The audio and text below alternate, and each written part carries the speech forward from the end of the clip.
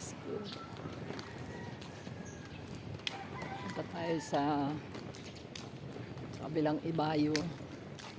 Mag-home service tayo. Naka-sleeveless lang ako kasi super init. Sobrang init talaga ngayon. Kaya ganitong suot ko. So yan. Punta natin yung ating client. Wala, yung buhok ko. Galing na ako kanina. Mayroon akong ginawa. Nagmamadali ako kasi para makahabol naman ako. Baka abutin ako ng gabi ngayon. So tara guys, samahan nyo na ako. Shout out sa inyong lahat. Ayan. Laki na ng braso ko. Nakakahiya.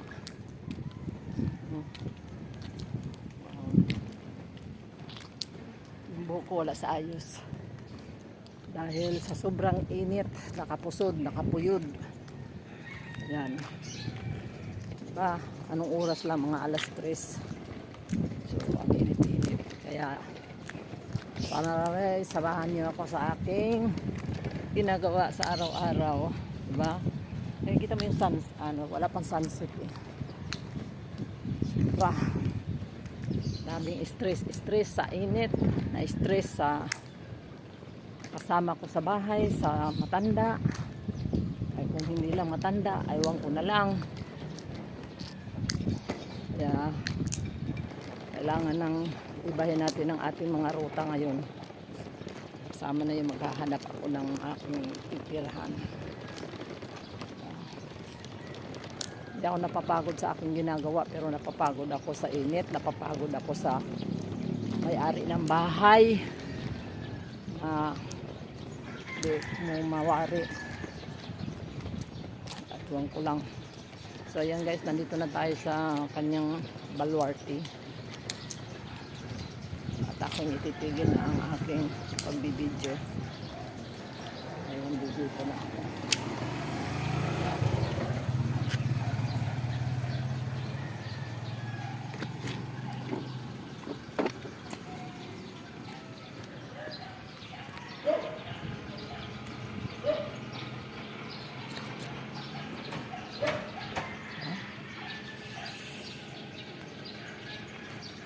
Ayan guys, daw kami, gel polish kami. Mag-gel daw kami, dala ko na yung gamit ko. Kasi, buti na dinala ko yung gamit ko, dapat mas mamaya kasi,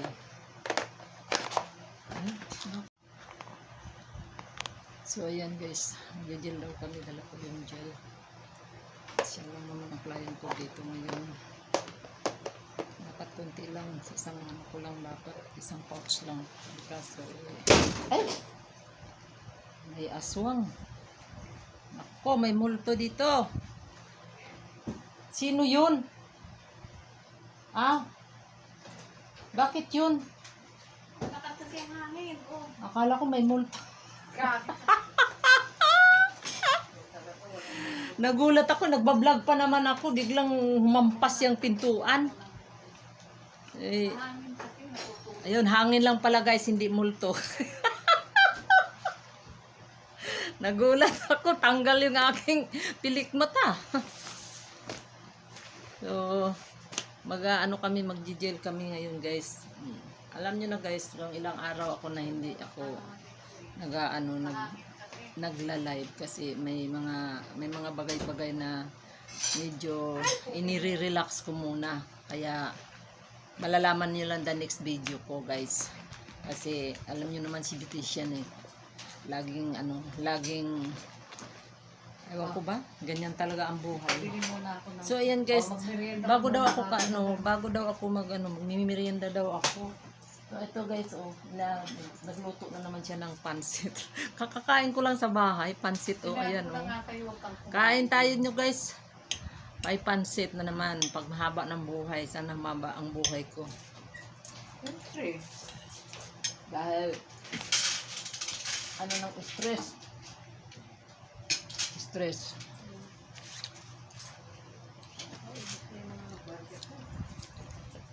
Ako may barya ako, magkano? Kulang. Po. Abangan nyo guys pag ano kami. Mamaya guys, kain muna ako guys ha. Itong kisa Ano lang, mata. 7 up lang So, nilalagay. yun lang, medyo Konting nanghinayang seven. ako kasi not everyone is given the chance makapag-perform sa TV, dito sa TNK. Bigay mo na lahat. Bigay mo na lahat. Ganda lang. Dami akong ulam na Dwight, kakain. hindi ko alam kung ano nangyari. Kasi nung simula, masaya. Na kami sa gel. without dripping, and the soft pure cotton material is very comfortable.